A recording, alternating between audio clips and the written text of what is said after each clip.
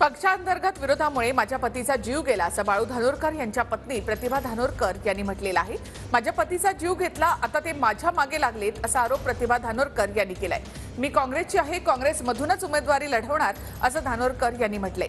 तर धानोरकरांचा मृत्यू कशामुळे झाला हे प्रतिभाताईंना माहिती आहे असा पलटवार यावर वडेट्टीवार यांनी केलाय।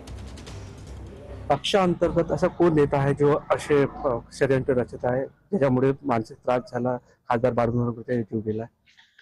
मी पर्टिक्युलरली कोणाचं नाव घेणार नाही, पण आमच्याच पक्षाचे काँग्रेसचे काही लोक आहे जे भाजपच्या पेरोलवरती राहून भाजपच्या लोकांनी जसे जसे आदेश त्यांना दिले ते आदेश ते फॉलो करत होते आणि आता त्यांच्या निधनानंतर आताही ते चालू आहे। या साधारणतः 8-9 महिन्याच्या काळात आपण बघितलं असेल की त्यांच्या जाण्याच्या पश्चात सुद्धा मलाही जो त्रास होत आहे ते आमच्याच लोकांकडून होत आहे आणि हे सगळे लोक हे भाजपच्या लोकांच्या सांगण्यावरून हे सगळं करत आहे। नाही, तिथील चंद्रपूर जिल्ह्यातील जनतेला आणि प्रतिभाताईंना माहित आहे की बाळू धानोरकरांचा मृत्यू कशामुळे झाला, त्यामुळे मला अधिक बोलण्याची गरज नाही। ते कोण आहेत ते त्यांना माहित आहे, त्यांनीच ते सांगू शकतील।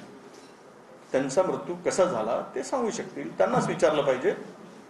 नाही, ते जागा घोषित केलेल्या नाही, शब्दाचा अर्थ चुकीचा काढू नका। ते साताऱ्यामध्ये सांगलीच्या जागेच्या संदर्भात त्यांना म्हणाले की यांना आम्हाला दिल्ली पाठवायचं आहे, याचा अर्थ घोषित झाली होत नाही।